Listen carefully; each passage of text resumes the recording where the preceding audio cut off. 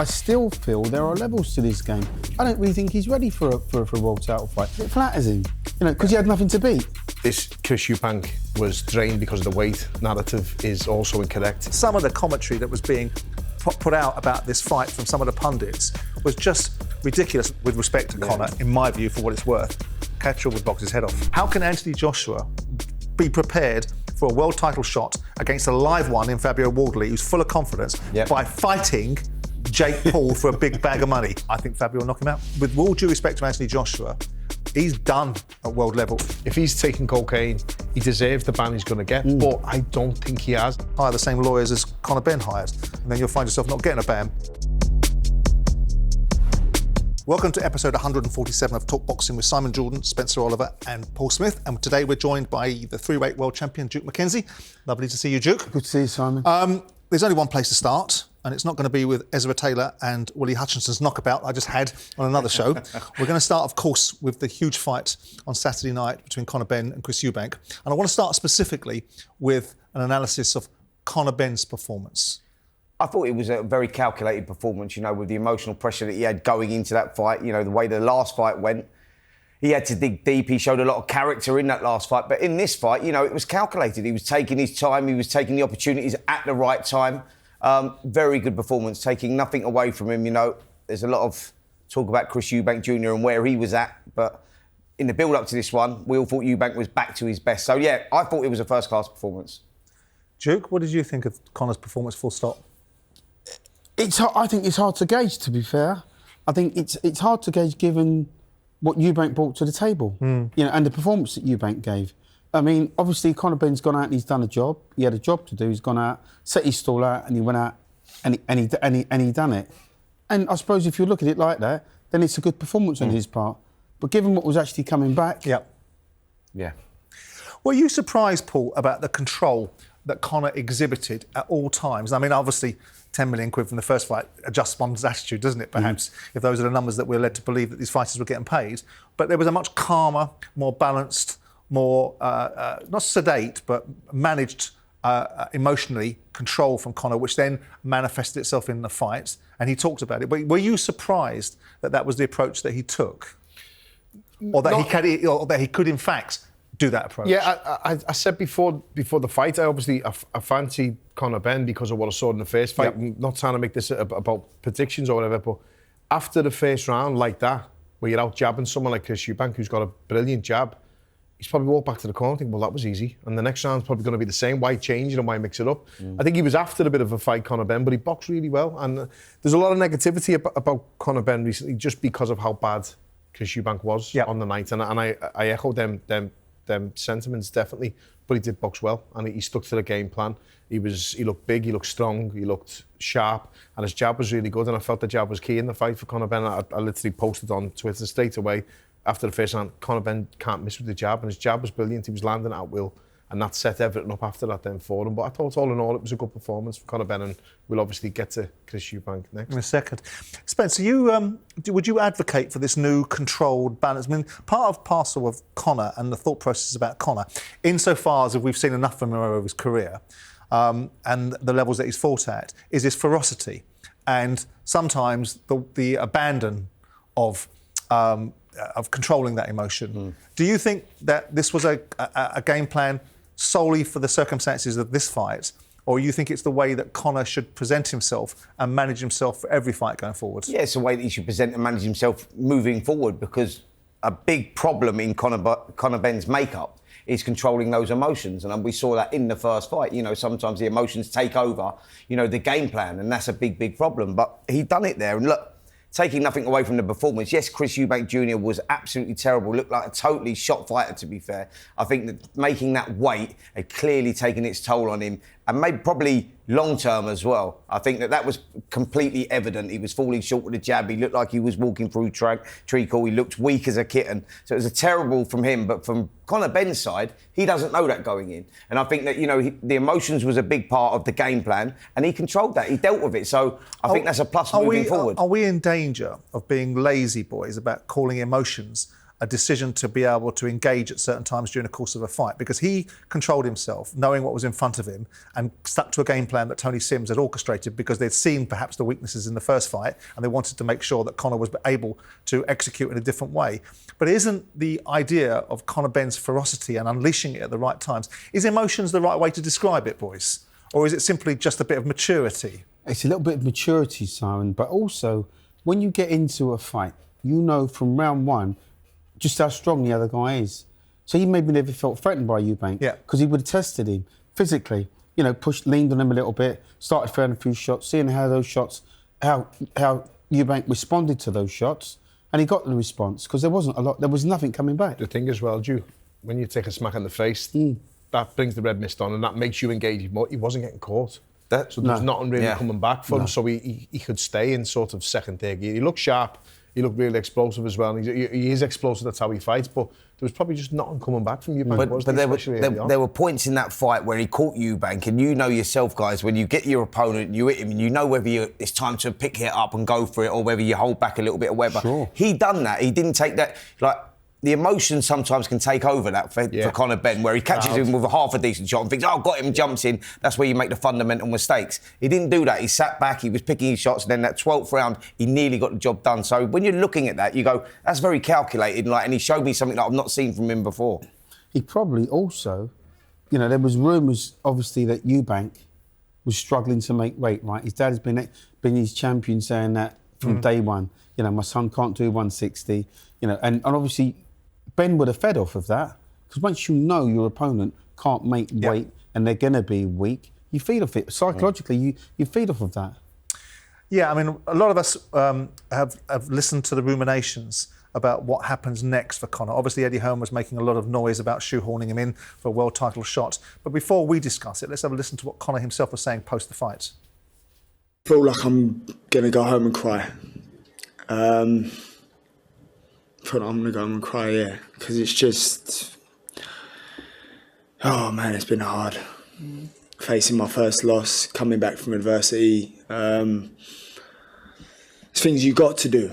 As a man, you go through things in life and you don't know why, but you just have to keep fighting. Staying in shape, staying in the gym, turning up when you really don't want to turn up. Facing your own demons every single day. That's the hardest fight, really. You have to live in your head every single day. Getting in the ring for 36 minutes is no problem. I think for me, winning the WBC world title is heavy on my heart, heavy on my mind. Getting that WBC world title was the belt my dad won. It was the belt I would love to win. It's my dream. So for me to be one up on my dad with the Eubank Benn rivalry and also win the WBC world title, it'll be some moment for me. Now, as we hear him say, and as he's mentioned on a number of occasions, and I can't be a hypocrite here initially by saying something different, because I've always advocated for Conor Benn fighting at 147, thinking that he should be fighting at that weight class and he might have a successful opportunity there. So that's why I was always in principle against the for cash fight with Eubank. But he's talked about fighting Mario Barras, he's talked about fighting Rollo Romero, he's talked about fighting Brian Norman. The only person he hasn't talked about is fighting Lewis Crocker, which has annoyed Lewis. Is he right in his analysis, besides the nostalgic look back towards his father's WBC belt and going after that, is he right, boys, to be targeting back at 147 now? Well, Mario Barras would be for me, the easiest option for him. Agreed. Out of the champions, of course. But the $1 million question is, look, he's not been at 147 for 4 years.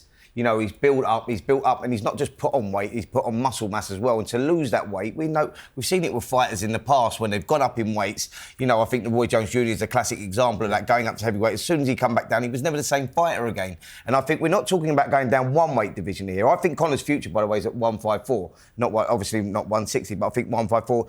Dropping down to 147 for me would be a bad mistake, because I think he'd lose the punch resistance, he'd lose the punch power, and you're talking about the fighters there that are, decent, and it would be a very difficult task for him to drop back to 147. Muscle weighs more than fat, right? And he's bulked up, and he looks like a middleweight. Mm-hmm. So I don't know if he can. He probably won't be able to make 147. Spencer's right, but maybe the 154. But all the champions at 154 are just as tasty as the ones at 147. So I think he's stuck a little bit. We all want to be world champions. We all want to, tick that box. But, saying it's one thing, doing it's another. And I still feel there are levels to this game. I don't really think he's ready for a world title fight. That's just my own personal opinion. Duke's just literally took the words out of my mouth. No, I'm not bashing Conor Benn, criticising Conor Benn. But this sort of expectation that he's just going to go in and beat the world champions now off the back of beating Chris Eubank is absurd. Is absurd. I agree. Lewis Crocker is the easiest fight to make, but does he beat Lewis Crocker? Because I don't think he does. And the other world champions, I don't think he beats. I agree with what Duke and Spence are saying. I think he'll struggle really bad to get back down to that weight because he's had so long at this weight. And there's 2 fights in the middle when he came back after the tests was at 154, wasn't he? So he's going to find it really hard making 147. And he's obviously aged a little bit and grown. I don't mean aged a lot, by the way. He's aged a little bit, matured a little bit, shall we say, and filled out a bit. And he looked massive the other day. Yeah. And he looked really big back on him. He looked in good shape and looked strong. What would you do? Talking about, super welterweight, like Virgil Ortiz, Boots Ennis, Sebastian Fundora. They're tough fights. So what would you really do? Tough. I mean, Duke, he's got a tough. I mean, if he goes into the 147 weight class, with the exception of Barrios, he's got tough opposition in front of him. Maybe Lewis Crocker, with all due respect to Lewis, might be considered slightly easier than Brian Norman and Rolly Romero. But the fact is he's got a challenge on either weight class, and so he should have to win a world title. I mean, you shouldn't have it easy. No. Not everyone can fight Charles Martin, with due respect to Anthony Joshua, to win a world title. If you were in Conor's shoes, what would you be doing? I would seriously consider the 154-pound division, because he's not going to make welterweight and be strong. And he's certainly not a middleweight. Everybody knows, the world and his brother knows, he's beaten an absolute shell-shocked fighter in Chris Eubank Jr. That victory, I don't want to take nothing away from the boy, but it flatters him, because he had nothing to beat, right? Now, to drop back down to 147, he then finds himself in the same position as Eubank was in being weight. Ironically, weakened. He's not going to be strong at the weight. As I said, muscle weighs more than fat. He'd have to train. He'd have to probably cut off half a leg to make the weight.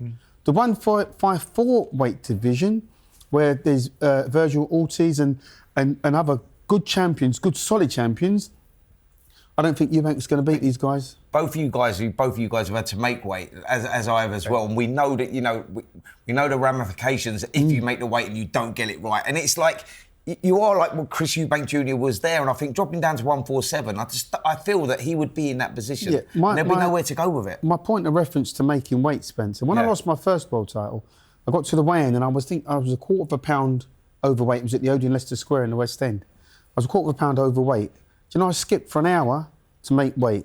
I still couldn't, even when we made the official weigh-in, I only made it at the second attempt. So I'd actually been skipping and shadow boxing for an hour and a half and made it at the second attempt. At the second attempt, I'd actually passed out, because I was so dehydrated. So I really felt for Eubank, obviously, after seeing what he'd been through. It just took me right back to where I'd been. Yeah. So you can't keep boiling down and making weight and boiling down and making weight without having a real detrimental, real consequence. I agree totally with you, and I know how tough it is. I've failed a weight, I failed one, and I made every other one. I failed one, and the one that people talk about is the one that I failed, and it cost me financially and it cost me reputational wise. But this Chris Eubank was drained because of the weight narrative is also incorrect. He might have been affected by the way that he did the weight, but his weight weighing a pound light said he did well, and the rehydration the next day, making it comfortable, he said he did it okay. He's had to make it time and time again. I think it's like complaining about the weight, which is detracting from the fact that he's done. Absolutely. There's nothing left there no more. And I said it before the fight. And it's fascinating because people are jumping on that saying, he'll be okay at 154, 168. No, he won't. It's done. No, he won't. And there's no shame in that whatsoever. And people are saying he's not old because he's 36. His father retired at 32 and he was old when he retired. But it's also fascinating. It's also fascinating given that we sat in this very studio and we were given this rousing introduction into the future of Chris Eubank by Bomac. And everyone kind of bought into it because they think this is a guy that's an elite trainer that's just worked with Terence Crawford and been part of that successful campaign, albeit Terence Crawford's talent is unique. So it makes it a slightly easier job to be a trainer of someone like Terence Crawford. And we were subscribing to the similar views that and being advocated for by Bomac that Chris Eubank wins a world title at 160.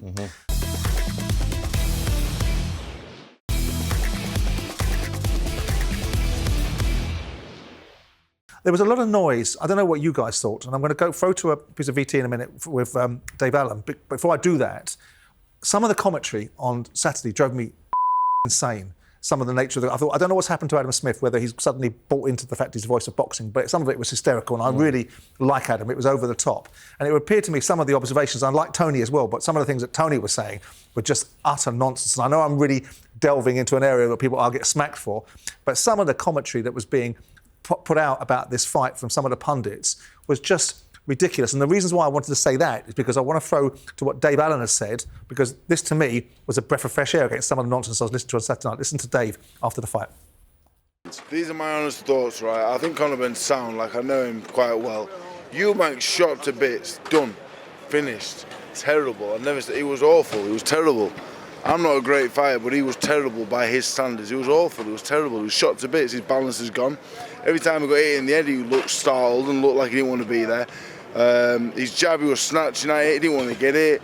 Was Conor Benn any better than the first time? We don't even know, really. I can't take anything away from it. Conor Benn come out, he had a bit of more disciplined, wasn't he? He was more disciplined. But it's easy to be disciplined with I'm disciplined on the back. I go in there and I fall to bits. Someone starts hitting me back. I can't. Conor Benn, take nothing away from him. He got the job done, well done, fair play.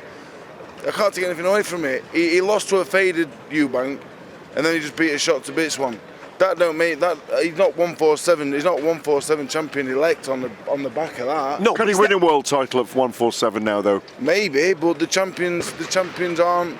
They're not A-level champions. They're like the B-level champions. Barrios, Crocker, they're very good fighters, but they're not great fighters. But I'm still not sure he'll beat him. I don't think Conor Benn's a fantastic boxer. 1990, Nigel Benn would have flattened Chris Eubank Jr. in one round tonight. That's the honest truth. Yeah, again, but it's unfair, isn't it, to compare both of them lads to the previous. It's not unfair when Eddie Hearn's saying this man's going to go to 147 and smash everyone to bits. No, he's not. He's not that good. No, but that's Eddie Hearn's job, isn't it, as the salesman, as the promoter. I'm just telling things how I see it. That's why you're here. There's no point in me standing here and saying it was amazing. It weren't.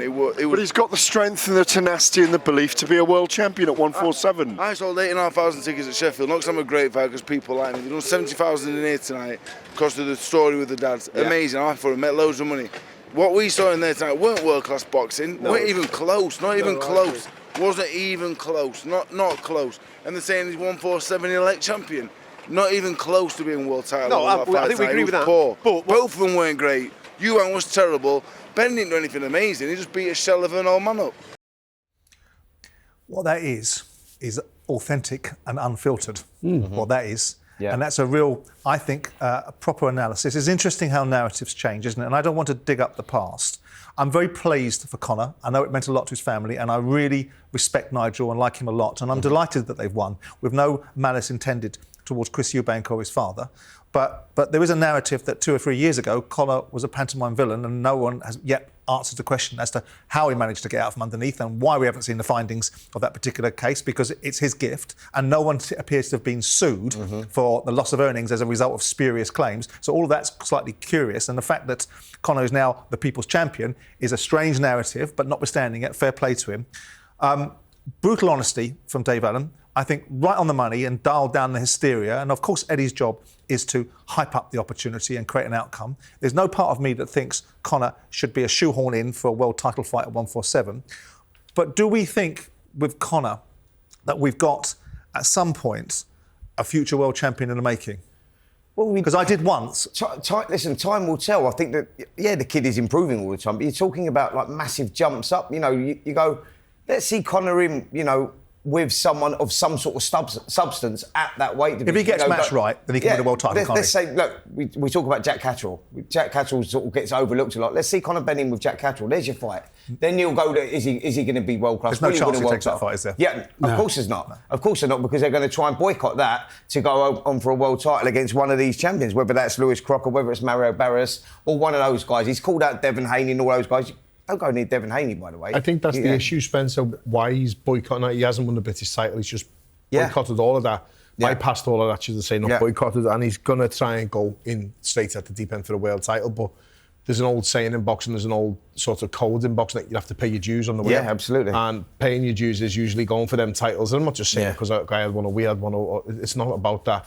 It would be a good sort of barometer or yardstick to see where he is, and then if you're going for them, well, you've done everything here. But domestically in Britain, there's the Catterall fight. There's other fights there which very good fights. But a risk reward on that. But it's risk reward. And Catterall, with respect to Conor, in my view, for what it's worth, Catterall would box his head off. He probably would. Catterall's a very, very good fighter. And it's proven, though, isn't it, at this level? Look, Jack Catterall had a good win over Echo Esserman, and it was a good fight. It was a good win. It was a brilliant. It was a great fight. It was the best fight of the night, by the way. Echo Esserman's in that mix as well. Yeah. But the point is that, you know, Conor Benn's at this stage now where they're going to want to leapfrog all of that, take away those risky fights to go for one or manoeuvre his way into a world title shot. Or orchestrate another Eubank outcome by fighting Harlem. This is what I'm saying. What do you do with him with Conor at the moment? Because on paper, Esselman and Benn is a really good fight. If you take the name away, take all the Nigel Benn's son and all the history of what he's done. Now listen, it's difficult to say all this without bashing Conor Benn. He's beat whoever's in front of him. It's not his fault that Eubank wasn't there anymore. And it was a mega show, and it was a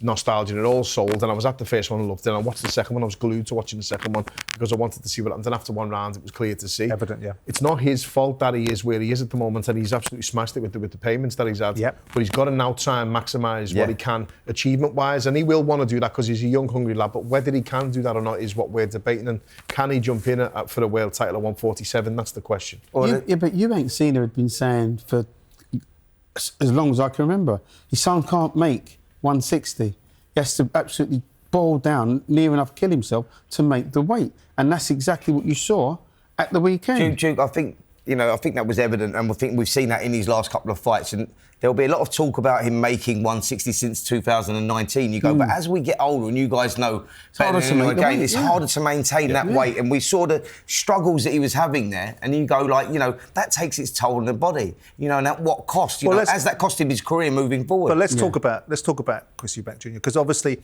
the other side of this conversation is we don't want to denigrate Conor Benn's achievements, because neither did Chris Eubank in the post-fight presser.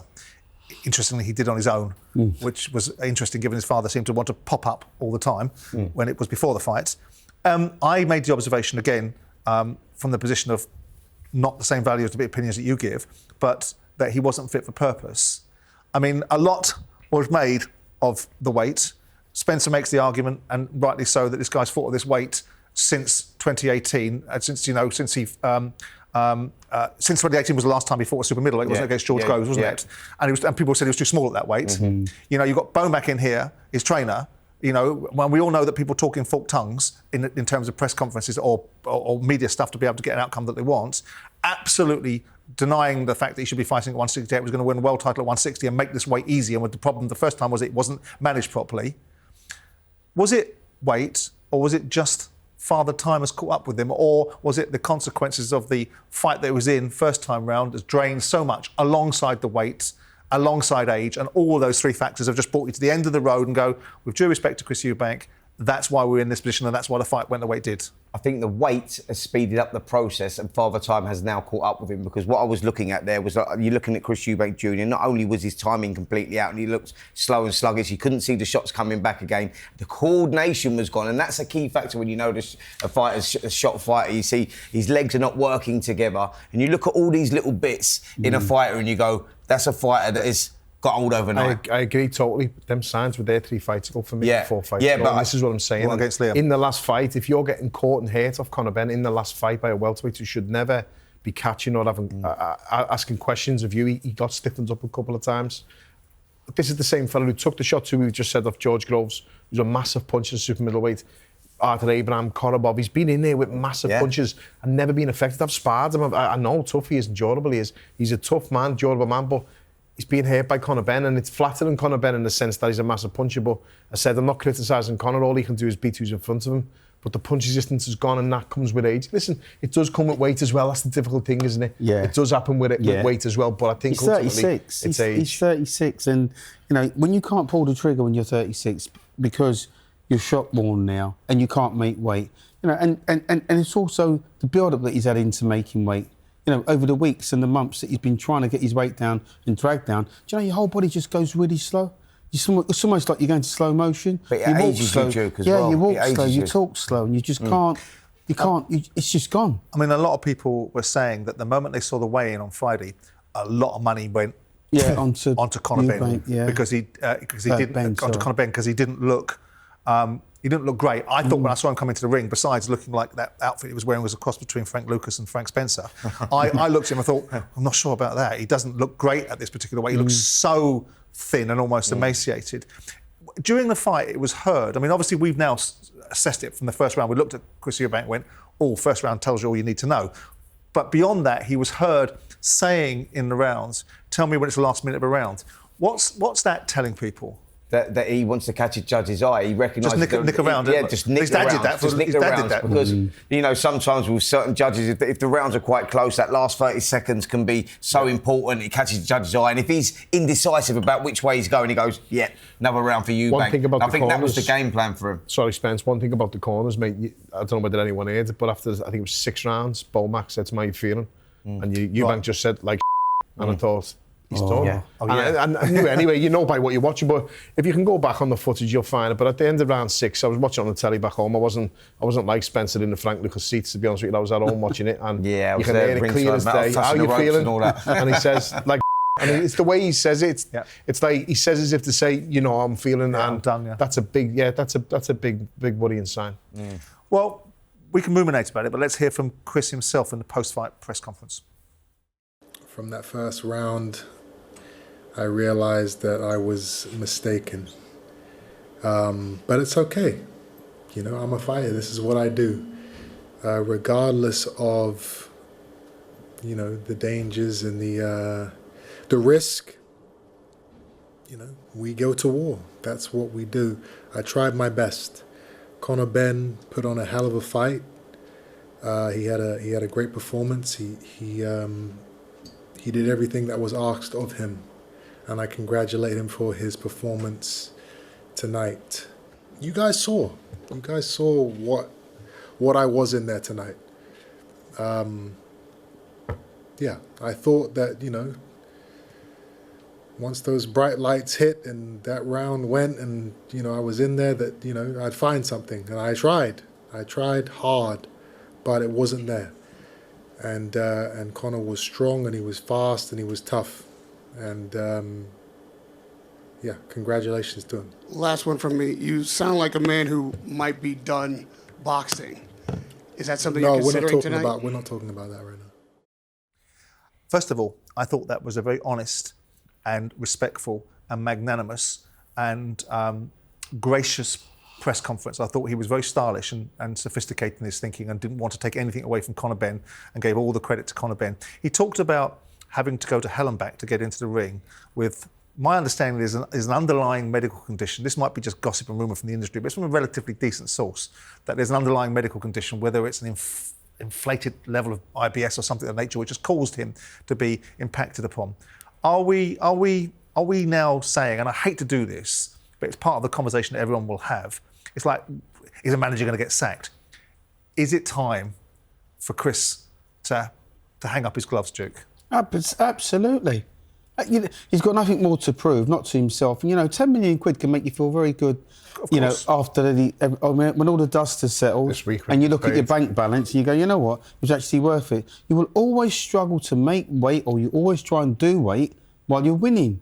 But then when you stop winning, that's the time when you question yourself. And that's when you know, I don't want to swear, but just when if everything hits the fan, the fit hits the shan. Yeah, the fit hits the shan, and that's when you really, that's when you question yourself. You keep doing it, you keep dragging to make weight because you're winning, and all of a sudden you don't win, and then all the questions start coming out: the this, to that, why, the ifs, the buts, the maybes, and that's what we're getting now. He basically said that there in his own words, didn't he? Yeah, He's basically absolutely, saying that in his own words, and he brings obviously other things that we're not talking about that now about retirement, but that's how it is for the fighter. And I don't know whether listen, Spence, you were unfortunate you never got to experience it because yours was cut short to another horrendous season. But on mine and on other people's, you see it and you get it in and you just think after the round, it's just not there no more. It's just not there. And you're old and it happens overnight, and it's difficult to explain to people who don't really go through that. But in the gym, you feel good. Do you know what it is, Everything's Paul? clicking, but on the ring in the night, it's done, and it just happens. I think a fighter is the first one to know it, but the last one to admit it, because you know when the body's going down. You know when you can see it, you can see the deterioration, and they're like, one more fight. And Chris would have truly believed he would deliver on the night. Yeah. And I think it became evident when that first bell rang. Like he said there, he was very, very honest in his assessment. Billy Graham, unbelievable trainer, always had a great saying. And the fighters are the best liars to themselves, and they lie to you. You have to lie to yourself all the You time. do lie to I'm going to yourself. make the weight. I am fit. I am going to beat. But I'm is it not injured believable? and this and I that. mean, you made a comment the other day, and I picked up on it on a show with me and Was Jim. it a good one? Probably not. But notwithstanding that, it was worth dwelling upon because then we can pick it apart and get the educated opinions. That ultimately there was. No, that this wouldn't be a secret that ultimately this performance didn't come out of nowhere. I.e., the fact that Chris said the lights came on, I went in there, I thought I could do it, and I couldn't. That wouldn't have been a surprise. It would have been evident in sparring. It would have been evident because obviously you were quite surprised at the robustness of Bomac's decision. We're the bigger fighter. Yeah. We're the bona fide middleweight. We're going to meet fire with fire. We're going to meet in the middle of the ring, and he's going to see what a bigger man really looks like. Yep. That was the underlying shtick. Yep. So this wouldn't have been a surprise to these guys, would it? It wouldn't have been a surprise to Bomac on Saturday night. It wouldn't have been a surprise to Chris Eubank. They knew what they had in the tank. Yeah, it might have been a surprise to Eubank because obviously Bomac's doing all the talking. Right. And, you know, when the bell goes, he takes a step back, Eubank takes a step forward. You know, Eubank knew full well, I promise you this, he knew full well he couldn't pull the trigger anymore in going into that fight. Through that training camp, the cracks would have appeared. It wouldn't have just got old overnight on that ring walk. That doesn't happen. Like, he would have felt that in sparring, that, you know, he would have felt that in his training, you know what I mean? Like, yeah, they sold the dream and he was going to do this and he's going to go and meet fire with fire and bully the smaller guy and all of that bullshit. But the reality was they would have known going in there that he was not at his Paul best. said it right earlier, he lied to himself. That's what I'm You saying. do, you lie to yourself. But and did that's he what lie we to do. himself or did he lie to the public? I don't want to be. you lie to I don't want to yourself. be the dead extravagant one on the end and the controversial one and have the headlines tomorrow where all Paul said this. It was there to see 4 or 5 fights ago. Yeah. It was the writing was on the wall then. And listen, again, my brother Liam's had a lot of stick for how he was in the rematch against Eubank. But the first thing he said, he's sitting there crying after saying he's done, and I've just made him look $1 million. He's absolutely finished. He's got nothing left no more. But then the fight after it, he didn't really fight anyone up until Conor Benn, and with all due respect, a welterweight and a light middleweight, it was Zarafa or something, I can't remember his name. So they're not going to really bring that out in him, but Conor Benn did in the rematch and made him look like what I've seen for the last 2 years, let's say. So to some extent, the public got sold a bit of a pup. Yeah. Well, They did, didn't they? Yeah. 100%. Which is kind of what I was saying for Bought the course of into this it, fight and getting ridiculed and goaded by it. But notwithstanding that, look, entertainment and theatre. What we didn't see in theatre and saw in real quality was the fight between Jack Catterall and Eko Usman, which I thought I thought it was a standout fight. I thought Adam Azim's performance was a great performance earlier on against Kurt Scooby. Yeah. But I thought that Jack Catterall's performance in that fight and the fight itself was a great fight, wasn't it? Very workmanlike. You know, Catterall has been accused More of than being workmanlike, boring wasn't and playing it safe in the past. But I think that performance against Eko Usman, you know, he met fire with fire against Eko and beat him at his own game. You know, he showed that there was a lot of spite in his punches, and he boxed different to me. And actually, I liked the new, improved Jack Catterall in many ways, because I go like that style of fighter, Eko Usman. You thought Jack would just hold back, pick him off, and, you know, play it a little safe like he does, and sort of like try and chip away. But I thought that was a first-class performance, and the finish, by the way, was sensational. See, Catterall's world class. There's no doubt about it. And what he needs now is that step up. He needs that world title challenge to see just how good he really is. And I believe we're looking. He could become world champion. Yeah. Well, that's going to be my next question. I mean, ultimately, we saw him down at 140. For me, I thought he was a bloody victim of having to take one fight too many to be able to get to a world title shot. You know, he fought, Jorge Linares. I know that Jorge Linares was on the other side of his career, but still fought him. He then fought Regis Prograis, didn't he? And then he had to have one more world-level fighter, which is Arnold Barbosa, before, the balance of probability shifted that he might have lost one of these fights. And obviously we've seen Teofimo Lopez really reign in that division. He's now in the 147s. You think he will win a world title in his weight class? I really believe Catterall has what it takes to become a world champion. Just needs that challenge now. The argument's there, he should have had 4 belts already. Categorically, on the night he won that fight. And the thing with Catterall, what I said about what I was impressed with the other night is, I've always felt if you stand off Catterall, it's a negative boring fight, because he doesn't like to engage too much. He likes you to make your mistakes, and he certainly makes you pay for them mistakes. He's a very talented, backful fighter. We saw a lot more aggression from him on the weekend, which I was happy to see. When he had a mate, he was jumping on him. He wasn't hesitating. He wasn't holding back. He was really going for it. And as a result, I think it's one of his best performances for a while. Oh yeah, I mean, he carried the power, didn't he? I mean, that was a brutal knockout. That was a brutal knockout at the end. I mean, obviously, we saw Eko having a performance against Chris Congo about 3 or 4 years ago on the Amir Khan Kell Brook undercard, where he won that fight and then lost his next fight. But of course, the currency with him is high after beating Josh Taylor. Tough as well, and he's Simon. Yeah, very, very absolutely. Tough. The nose injury, absolutely, been a absolutely. Really bad one. Both of those fighters come out of that fight with some significant credit. Obviously, Echo will feel saddened that the opportunity has been taken away from him. The other fight of the evening that really jumped out for me was Adam Azim's performance against the very noisy Kurt Scooby. Some would say he didn't have one in that fight. Because he got completely outclassed, didn't he? Very by good, mate. by Adam Azim during the entirety of that fight. Yeah. Adam was calling out Devin Haney straight after that fight. Is he ready? Because we were talking earlier on, and I really don't like this race to the bottom to put Adam Azim in against Dalton Smith. I'd like both of these boys to potentially get world title shots and maybe meet in the middle. I don't know why we've got to have this domestic dust-up early at this stage. But don't you think it would be good for them, though, to have that domestic dust-up? Because that's what everybody wants. why can't they have it when they've both got world titles? I tell you what, Adam Azim made up a lot of ground on Dalton Smith in that performance there against Kirk Scooby. Because I thought it was a brilliant performance. Timing was brilliant. He showed a lot of maturity for a kid having his 14th fight. And you look at where he's gone: European title, IBO title, he's now international level. There you go. It was a good performance. But what I said about this Adam Azim and Dalton Smith fight years ago when it was made, a couple of years back, and then Adam Azim pulled out. He wasn't ready for him then. There's no shame in that. Dalton Smith's a really good fighter. He's ready now. 5 or 6 fights ahead of him. There's no shame in it. Shamed out of it. And he will be eventually. Yeah. That's fine. If Adam Azim was my fighter, I wouldn't let him fight Dalton Smith at that time. But I tell you what, getting a bit closer now. Absolutely. And it will be a good fight. But why not, as you say, why not make it for the world title? Why not make it when it really matters in a good arena? That's kind of my point. Whether they both got world fight. titles or they're fighting one another for a world title. And obviously Dalton's now fighting for a world title anyway, isn't he? He's fighting for the world title, and I believe they both go on and win world titles, by the way. I think Adam Azim is very capable, and I think we've seen those improvements, and they've done a good job with him because taking matched him well, they've matched him well, and they've given him international experience against different styles. It's been Because we've seen him in fights like the fight against Fanayan, wasn't he? Where he was very frustrated by the fact that this guy was standing in front of him, very robust, and wasn't just going away. Yeah. So he's been schooled properly and given this seasoning. So I think we'll see Adam. I think Adam Azim's going to win a world title. And also, Scooby weren't that bad. He's a decent fighter. He was game. Strong. He was. Potential banana skin. He was That was decent. potential banana skin. Yep. Scooby boy. But he negotiated it.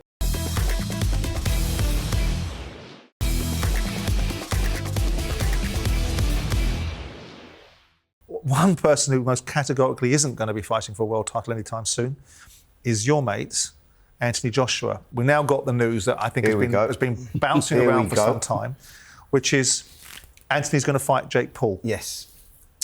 I mean, who wants to pick this up first? Can I pick this up, please? Well, there's a surprise. Go ahead. And by the way, he will be fighting for a world title soon, off the back of this one. Oh, yeah. This will be the ideal preparation for it, I suspect. There you go. Right, here we go. Yeah, well, no, this is all about the process of going through, getting back into the motion. He was going to fight a top 100 fight. So let me finish. Pack it in. Let me finish, mate. Let me tell you what the roadmap is. So he was going to fight a top 100 fighter. He was going to go in there, 8-rounder on one of the undercards or something, which is a no-win situation for Anthony Joshua anyway.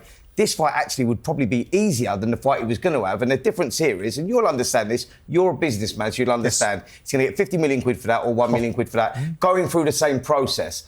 After he beats Jake Paul and ices him, and he's got to do that in 3 minutes, by the way, otherwise it's a lose situation again. But after he does that, there's a certain Fabio Wardley who's just become WBO world champion. Yeah. That could manifest itself, and that could be his route back into getting the world title. So let me get this right. And I understand all of the arguments about the framing of the commercial decision. No doubt, no debate about it. The commercial value. How is this a preparation for a world title fight with a fighter that's been blasted out by Daniel Dubois, hasn't been active for 15 months? To some extent, I think part of Tyson Fury's downfall against Usyk was picking some of the fights that he picks. He had to fight them, the levels he was fighting at. When he went against Usyk, he'd recently fought Derek Chisora and he fought Dillian White, and he was levels above them. So when he goes in against Usyk, he can't reach that standard. How can Anthony Joshua be prepared for a world title shot against a live one in Fabio Wardley, who's full of confidence, by fighting Jake Paul for a big bag of money, which is kind of what you're alluding to. No, it's not. No, you're twisting it up. See, that's what I'm saying. That's what he said, didn't he? I said he's going through the motions. That's what he said, didn't he? He was going to have an 8-rounder against for $1 million quid.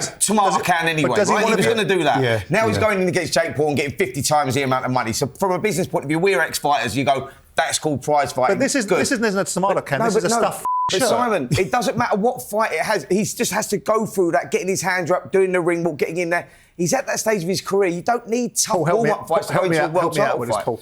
The way you'll be looking at it is the 12-week training camp, isn't it? And he'll just go straight into a world title fight. Because, listen, with all due respect to Jake Paul, Anthony Joshua absolutely should wipe him out in 2 rounds. In his nightgown. What I've seen, what I want to address on this fight, and what I want to issues I want to bring up is, I'm sick of seeing hypocrite fighters and ex-fighters criticising this fight when they would fight Jake Paul for 5 Absolutely million right. quid. And now all this is a sort of an exhibition fight. It should be an exhibition, in my opinion. But Jake Paul has a professional boxing licence, and he's done well against ex-MMA fighters and a current pro boxer in Chavez, was it? Now he's fighting Anthony Joshua. It's a huge difference to an exhibition with Gervonta Davis. And I'm sure he'll find out on that night, but he's getting paid massively. He's achieving all these dreams what he's had since he was a kid. And Anthony Joshua's getting a nice big payday to go over and do an easy night's work against Jake Paul, which will bring eyes and views to Netflix, whether you like it or not. And that's true. Let me ask you a question, Simon. But you can't criticise if you do ask it me the the question same. after we listen to ask me the question after we listen to what Eddie Hearn had to say when he spoke to me last week on the show with Jim. We were going to fight in end of November or December in an 8-round fight against a bloke you've never heard of, right? For a decent sort of... Who was it? I'm not going through that, but it's a top 100 guy, 100 guy on BoxRec, right? And he would have made, there was no money involved. Call it $1 million, right? Or we can go out and we can do it against Mr. Paul for 50 times as much money. And by the way, in the process, we can stick one on this geezer I don't particularly like either, and we can do it in front of the whole world, and then we can go forward to the real stuff in 2026, which is really important to us, which is fighting in February and then fighting Tyson Fury or trying to get a shot at the World Heavyweight Championship. Next year, we will fight in February, and then we will fight Tyson Fury if Turki El Sheikh delivers on his plans and strategies. Look, that kind of supports the position that you've taken, which is the 50 multiple of terms of you can make £1 million for fighting a quote-unquote a tomato can, or 50 million quid for making the fight with Jake Paul. The metrics of this fight, and Paul's absolutely right, the hypocrisy of people saying that this is a disgrace for him taking this fight, everyone will run towards this fight because the opportunity is so commercially big. Mm-hmm. The only difference for me is it ideal preparation if you're going to take a legitimate opportunity to be a 3-time world heavyweight champion? That, to me, defies that logic. But when you look at the scale of this fight, the economics and how the economics are made up, Netflix will pay 100 million all day for this fight.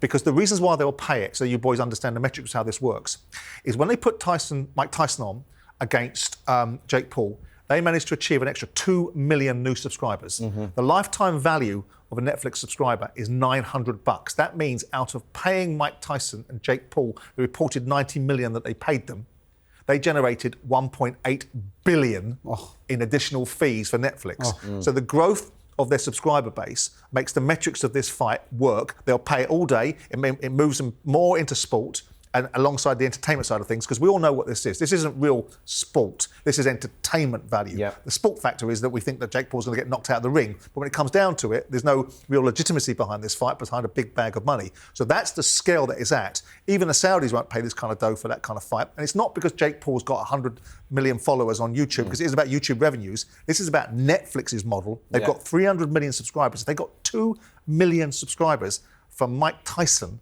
They're not even making this pay-per-view. This isn't about pay-per-view.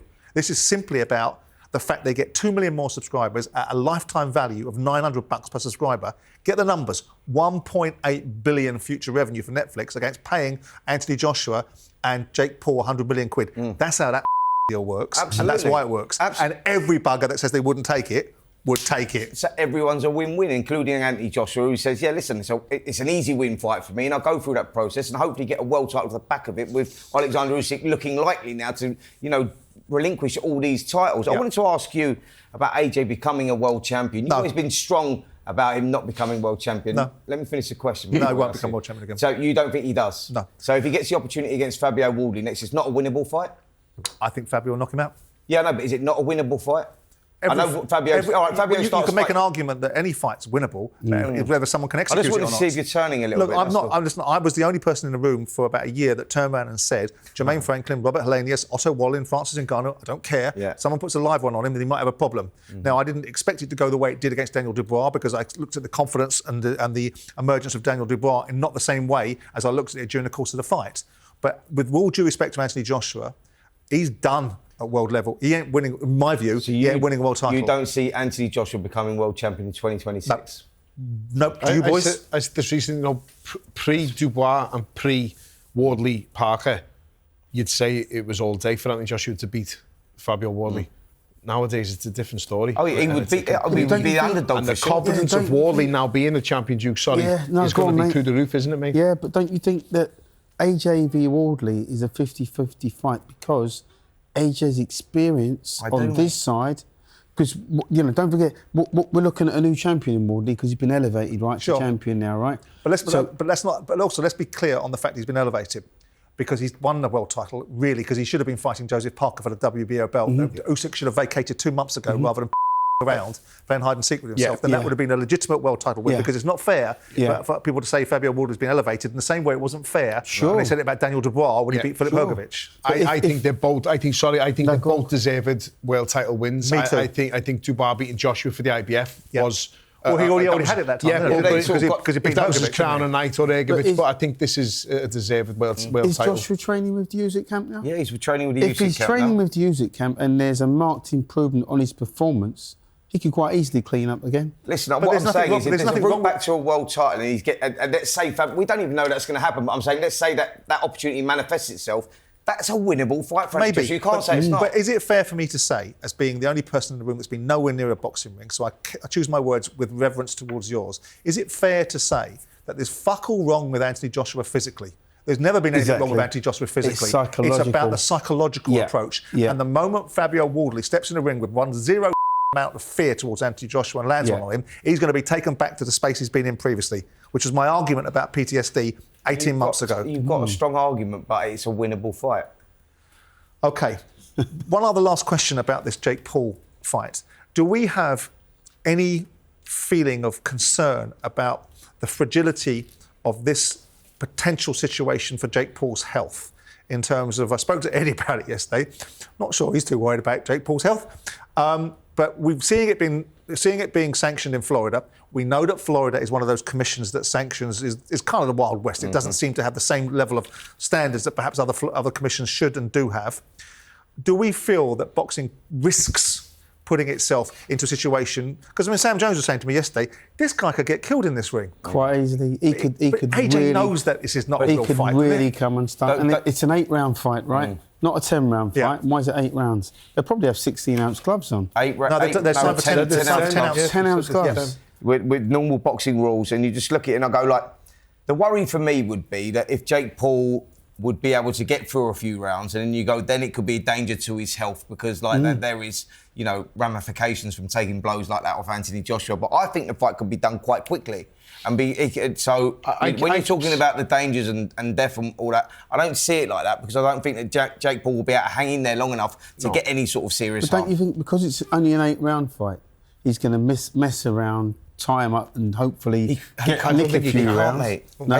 If AJ goes into round 3, mate, is in a bad situation for himself. He has to go in there and get the job done quick. Is he? No, I'm just saying that I don't. Of course he is. I mean, is it? I mean, well, do you think he comes out of credibility from that? No, he doesn't. But there's no credibility going into the fight. So if Anthony Joshua blasts him out of 15, if Anthony Joshua blasts him out of 15 seconds, everyone's going to go, "What the f*** was that?" Right? And if he doesn't blast him out of 15 seconds and takes 8 rounds, people are going to turn and say, "What the f*** was that?" Right? So either which way, he doesn't win anything besides a big bag of money. He goes past go and collects 50 million quid. He doesn't. But I think for himself though, he has to go in there. Look, Francis Ngannou, the manner that he dealt with Francis Ngannou, got rid of him in a couple of rounds. You go, he has to do the same. But let me go back to the genesis of this question. Right? Francis Ngannou is an elite performing athlete, albeit I made a case that he was coming back from a knee rebuild when he did a number, quite frankly, on Tyson Fury and should have won that fight. Yeah, right. But when he went in with Anthony Joshua went in and knocked him out, didn't muck about. Do you think that Anthony Joshua will apply the same mentality and logic into this fight? Because we know that if he hits Jake Paul, as hard as he hit. He'll knock him into next Tuesday. As he hit Francis Ngannou, he'll knock him into the middle of next week, won't he? Sam, I've been saying this. We keep hearing about Jake Paul's the one that's most deluded and confidence to be able to do this. How do you think Jake Paul's going to feel when he walks to the centre of that ring and everyone else gets out and he's looking at Anthony Joshua?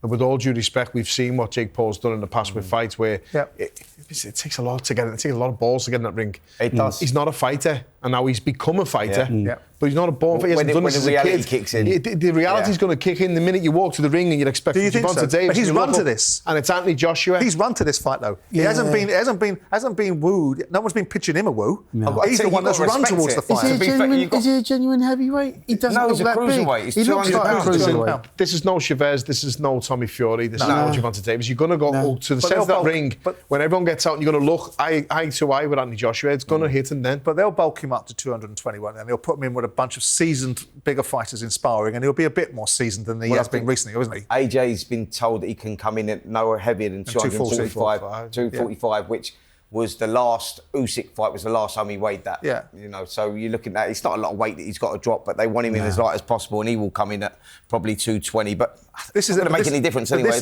We can't, in all respect to the circumstances, before I close the subject off and move to a slightly more challenging subject, we can't take this seriously. Right, because this is the space that I get a bit pious up my own arse about sport and entertainment. I'm an authentic person. I like to see things that I think have authenticity, have integrity behind it, which is why I kind of railed against all the nostalgia around Conor Benn and Chris Eubank. But I got there in the end with the theatre and understood that we're an entertainment business, because sport and entertainment are really becoming bedfellows now. Yeah. This is entertainment. This is, to some extent, is an element of choreographed jeopardy, isn't it? Yeah. In this situation, we know that the menace is there from Anthony Joshua, but the reality is Jake Paul's probably going to get done, but done in a way that doesn't damage the boxing world and create some sort of awful headline as a result of a serious injury being inflicted, isn't it? I don't see Joshua carrying Jake Paul at all. Do you not? No, I don't see him carrying. I don't really think it's in. That's not. But he can do it in second gear, can't he? I don't think he does, mate. I don't think he can. He can't. He goes in there and tries to get rid of him as quick as possible. Well, he's going to hurt him then, isn't he? He can't risk it. He's going to hurt him then, isn't he? That is the game plan. There's risk for Jake Paul. It would hurt him more to lose to Jake Paul. Oh, he ain't going to lose to Jake Paul. It's about the damage he does. I mean, my view is about the damage he does to Jake Paul. And as a result of that, if something really bad were to happen, the result that it would do to boxing. Now, that's why I'm trying to position it as not... It's boxing, of course it's boxing. And maybe I'm talking myself into a cul-de-sac. It's entertainment. And that has a different sort of feel and connotation to it, because it doesn't have the same responsibility, which means that, in my mind... And you boys will probably go, piss off, what you're talking about. Joshua will go in there with a different mindset, which is he knows he can dispatch this guy. He knows it's not going to take him much to do it. So will he go in with the same murderous menace that he might have gone in against with Ngannou or anyone else? I think the pressures for Anthony Joshua is that he knows he's got to go in there and get the job done quickly. Yeah. And that's the reality of it. That's where what he'll feed off. He'll go, I can't let this kid get into round 2 or round 3 because he's all going to remember the shit I'm going to get for it. He's also going to remember the last time he was in the ring, what happened. Now, he maybe had that little bit of an attitude as Dubois not going to beat me. I'm well better than him. I can beat him. So I think this time, Anthony Joshua inside in the ring, and I mean this in the most respectful, polite way. Anthony Joshua's a bad man in that ring. Listen, a lot of people... Anthony Crollo's one of the nicest lads you'll meet outside the ring. He's a spiteful man in the ring. You have to be a fighter. On the night when that bell goes, you'll be a bad man in there and you'll want to be hitting him. And you don't get paid for overtime. No, I get it. Just poking it around to see if there was another way of looking at it.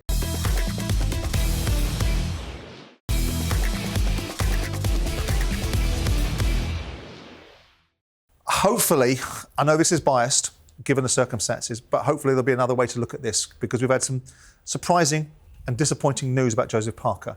Obviously, we've heard the fact that there's been an adverse finding. I know I made a big deal about adverse findings in the past, saying it's not adverse finding, it's a failed drugs test. So let's call it a failed drugs test. This is different for Joseph Parker. This is not about performance-enhancing drugs. This is about recreational drugs. They still have a code of obligation upon it for there to be a consequence if he's found guilty of it. But me, this was a surprise. I mean, this guy's had a week, isn't he? He's had that month. He took a fight that he didn't need to take. He fought it in a way that he didn't need to fight it in. He's been tested positive for cocaine, and Fabio Wardley has been elevated to the WBO heavyweight champion of the world. Yeah. As you said to me in a text, a week. It certainly is. Are you surprised by this bloody news about the failed drugs test? Blown away. Blown away by what it is. You know, recreational drugs, cocaine. You just go, how has that got in your system? He's got some explaining to do, for one, and you think, with what you had on the line and with what what was coming up for you, And the opponent you had in front of you, you just go like, cocaine in your system is just, it's absurd. It's like, it blew me away because anyone that knows Joseph Parker knows that he is a clean living athlete who, like, you know, and we've seen the improvements over the recent performances, and he's worked his arse off to get himself into this position. I'm blown away by it. How can his urine sample get contaminated? That's got to be the first question. This is the point. You know, how can he give a sample and then a B sample, and they both come back positive for a banned substance? It doesn't make any sense. This is the thing. I've got to put my stall up there first. Anyone that's failed drug tests, it's not that I don't sympathise with them. Some have took the wrong supplements. I've heard of that in the past, but it's still stick liability. You still failed it. If he's taking cocaine, he deserves the ban he's going to get. But I don't think he has, and I'm not being blind or naive by this system. Then I don't know. Maybe someone in the dressing room's picked his water up. Someone who's on it at the time. Don't forget, when they're testing, they're only testing for a trace. It's not an amount. They're testing for any trace. He could have been counting money. I'm not saying he has. I don't know. But it's very surprising to me. And listen, I'm one to ban them all, ban every drug. Yeah, there is a difference between. I think there's a difference between performance-enhancing drugs, because you're going in there to create jeopardy and damage to a person by being enhanced to do so. By taking recreational drugs, the person that you're doing damage to is probably yourself. Joseph released this statement saying, "I did not take any prohibited substance. I do not use performance-enhancing drugs and do not support their use. I'm cooperating fully with the process now underway, and I'm confident the investigation will clear my name." Now, we've never heard anybody come out that's been found guilty of a drugs offence and turn around and say, "Fair cop, gov, you've got me." So you've got to read in behind the lines behind that. I'm torn by this because, like most of us, we are massively impressed by Joseph Parker as a fella, and massively impressed by the fights that he's put on recently up until the loss against Fabio Wardley. I've said my view on the past about strict liability and the views of what strict liability should entail. There's a part of me that feels that strict liability shouldn't apply to the same extent it applies with PEDs. There should be a consequence for a recreational drug, because it's kind of bringing the sport into disrepute. It's making fighters look like they don't live their lives properly, and it's a bad example, albeit I don't think fighters or footballers should have to walk around being permanent role models. The cure to this particular conundrum is hire the same lawyers as Conor Benn hired, and then you'll find yourself not getting a ban. What do you think, Spence? Because I try to be fair and objective. Are we likely to fall into the trap because we like Joe Parker not being hard on this? No, do you know what it is? This is the thing that blows your mind in this situation. Is like, you know, he's tested positive. Like, cocaine would be out of his system in the week of the fight. So if he's done it during the week of the fight with what was on the line. You just go, that blows my mind. Surely he wouldn't be that stupid to do that, you know. And the recreational drug cocaine is not going to improve his performance in any way at all. You're right in what you say, Simon. It's gonna make him decline massively. So I just don't understand it. It doesn't make any sense at all. Like Liam Cameron got smacked. And he got a 4-year ban. He got slammed. Yeah. And that was brutal, by the way. Spence, I thought that was brutal. I might be wrong here, but fights I've had, you do a drug test at the weigh-in, you do a drug test after the fight. Yeah. You do one before the fight and after the fight. For sure. The one before the fight hasn't been failed. Yeah. So is it only on fight night when it's happened? Because that is technically when cocaine, from it, I heard from a nutritionist mate of ours, that is in competition, fight day. So out of competition, he's fine. Well, I mean, again, that brings up the argument about then contaminated bottles or anything like that. Or he's had it in the dressing room before he's gone out to fight, what I heard, and again, I don't want to be the sort of purveyor of conspiracy theories and endless gossip, but I have heard and seen correspondence between someone and someone else, which I'm not going to allude to too much because it breaches confidence, that the house that Andy Lee and Joe Parker were training in was subjected to, prior to them renting this house, to a range of police presence and police raids.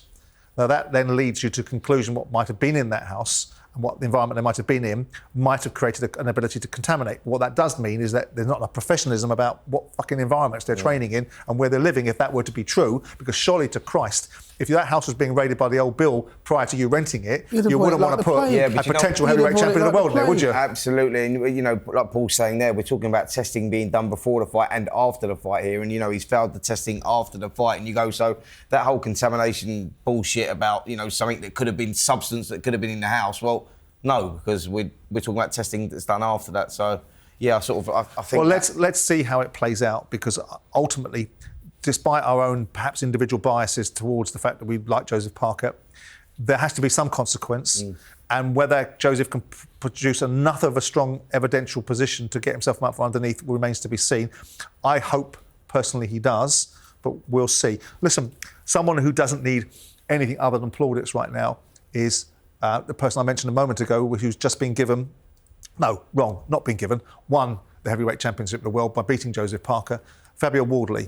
This is a fabulous achievement for Fabio, isn't it? Against the backdrop of every single fight the poor bastard goes into, with the exception of Justice Hooney, everyone thinks that he's going to get beat. It's incredible, mate. You go right back to Nathan Gorman when he picked up the British title. He was a big underdog going into that fight. You go, he had that label tag of white-collar boxer going into it, and no amateur experience, no pedigree. He was just rough, tough. He's going to find his level, and he's just stepped up every single time. I think it's brilliant. I think it's a fantastic story and well-deserved, by the way, as well. I picked Fraser Clark to beat him twice. I just felt with Fraser's amateur pedigree, and it was exactly that before it. Yeah. Not much amateur pedigree, good lad, can punch, he can fight, but I thought Fraser's more rounded, a bit more experience, proved wrong both times. Look at the incremental steps he's taken. I mean, I was the same as you. I picked Fraser for the second fight. Same with Parker. And I thought to myself, we all did, didn't we? Yeah. He dealt with Fraser, then he goes on and he deals with Justice Hooney, doesn't he? Yeah. And then the next incremental step is Joseph Parker, despite the fact we all think Joseph Parker fought the wrong fight, and despite the fact we all think that he got a punch from heaven against Justice Hooney, where he was getting boxed out of the ring, he's still there. We still all picked Parker, didn't we? And he's never been down. And people keep talking about when he gets one on the chin. There's no evidence that when he does get one on the chin, he's going to wobble either, is there? Mate, he's had loads on the chin, he's he's Who do you think he should fight? Who do you think he should fight as his first defence? Moses Atoma. Moses is up there and ranked. He's there for that opportunity. You go Moses all day long. Do we think it's going to be AJ long? Well, it's whether Frank wants to take that risk with Moses yet, because it's not about whether he can beat. It's not whether he can beat Fabio. It's like once he's there, then you go. So, what sort of route do they want to take with Moses? But don't you think AJ's a massive fight for him, there, mate? Sure, of course it is. Yeah. They was Fabio all done it to get a big payday against AJ. But they was all talking about him fighting Usyk not that long ago. Yeah, saying this is the guy to fight Usyk. No. Yeah, but I think that I'm not saying he beats him. I'm just saying. But they were saying that. I think that's the general feeling that Moses Atoma is the guy, the heavyweight of the future, isn't he? But it's just about what you do with him and when you let him go. It depends whether Fabio, who is the defending champion now, wants to have that fight as his first fight out of the gate, because I think he'd quite like to preside. And despite the fact he probably thinks he can beat Moses Atoma, I think he'd quite like to be the A side of the conversation rather than the B side, which in the instance of Moses Atoma, despite him being the champion, Moses Atoma would probably be billed as the A side. Talking about A side fights, I think we've got a brilliant fight coming up this weekend, which I'm disappointed not to be going to, because I was going to go, which is obviously David Benavidez versus Anthony Yarde. Yeah. This, to me, represents possibly Anthony's best chance to win a world title. I'm not sure.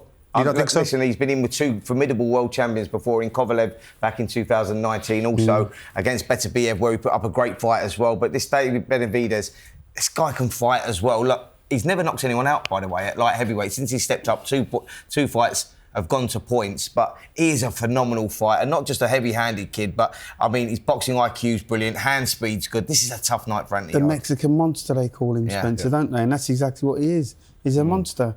As Spencer said. Has he carried the same power up, though, from super middleweight? We're going to find out. Because it doesn't look like he has. Well, he had the two fights he's had have been on points, that's right. That's my point. Yeah, but against good opposition. So where are we with Anthony Yarde, then? Are we giving him a chance in this fight, Paul? He's got a chance early, as he has in most of his fights. I think his best chance to win the title was against Kovalev, who was obviously fading at the time, but... Wasn't he very young and inexperienced at that time? He was young and experienced, but obviously the young is also carrying a lot of fitness and a lot of youth and a lot of virility, shall we say, to be able to beat the old man that you're in with, and Kovalev was getting old then. But this is a different kettle of fish. Now, my only issue with Anthony Yarde always has been the engine. Has he got the engine to do 12 good rounds? Because you're going to need it against Benavidez. He's tough, he's durable. And if he isn't the biggest of punches at this weight, then you're going to go the distance with him. So can you outlast him over a 12-round period and take the belt off the champion over the 12-round period? He's proven time and again he's good for 6, maybe 7. But then by the 8 round mark, he's done. And that's not how you win world title fights or big title fights. But then so that on that basis, do we give him any chance in this fight? I mean, I want Anthony Yarde to win this fight. I like Anthony Yarde. I think he's got big balls. He doesn't duck anything and goes in and fights the best fighters. Yeah. I mean, ultimately, there's a reason for that, because that's where the paydays are. And Frank's been brilliant, and that's why there should be a little bit more gratitude 18 months ago from Tundi and Anthony Yarde rather than a standoff with Queensberry. But given the fact that we know that he does well for the first 6 rounds of most fights, whether it's against Beterbiev or whether it's against Kovalov, do we give him a chance of blasting Benavidez out of this fight? He's got a chance for sure because a real chance. He's got a chance. He's got a chance early, but he's got. It's a tough night for him, Simon. Yeah. It really is. Yeah, but it should be, shouldn't it? By the way, it should be. I'd love him to win. I'd love him to win. I'd love him to the fight. I was going to say to you, you must be looking at it. As I said time and again, I have to say it on records and say it on here. I really like the lads. I've met him a few times, and every time I've met him, he's been so polite, down to earth. Do you like Tundi? That's another kettle of fish, innit? We'll get to that later. Tundi's tongue-in-cheek, by the way. I think Tundi is very tongue-in-cheek, and I think one day I'll end up having a cup of tea with him, but for now we're disagreeing on what we're saying. He's all right. So I keep hearing. Running out of time, so we'll just finish on this last piece about Sam Noakes fighting Abdullah Mason. Yeah, Abdullah Mason's, listen, he's a class act, young kid, 21 years of age, but southpaw, heavy hands, boxing IQ's brilliant. His one weakness, by the way, is he keeps his right hand quite low. He's open, susceptible to a left hook. He got dropped by Vasquez with the left hook, by the way, and that's probably Sam Noakes' best chance. Heavy-handed kid, Sam Noakes, but he's in against what I see as probably the best. Can you call him a talent still in Abdullah Mason? But the best kid in the America at the moment. I think Abdullah Mason is probably the next big thing in world boxing. I agree. He's that good. He reminds me of a young... Do you remember Mick Cornelius Bozo Edwards? Yeah, of course. Who Mickey Duff used to manage. Another yes, of course. Bozo Edwards, yeah. He's a good friend of mine, by the way, but that's neither by the by. But he reminds me of him because this guy's such a good punch picker and he's a good body puncher. Good fighter. Yeah. I tell you who might fall into that category of someone to watch, really watch, for me, is one of the most exciting fighters before I wrap, is Pat Brown. I'm really fancying this kid to be a superstar. Yeah, real Pat superstar. Brown, puts bums and seats, is an exciting guy. Yeah. Right, fellas, that's it for episode 147 of Talk Boxing. Thanks Spencer, thanks Duke, thanks Paul, and we'll see you guys next time we're out, which will be next week.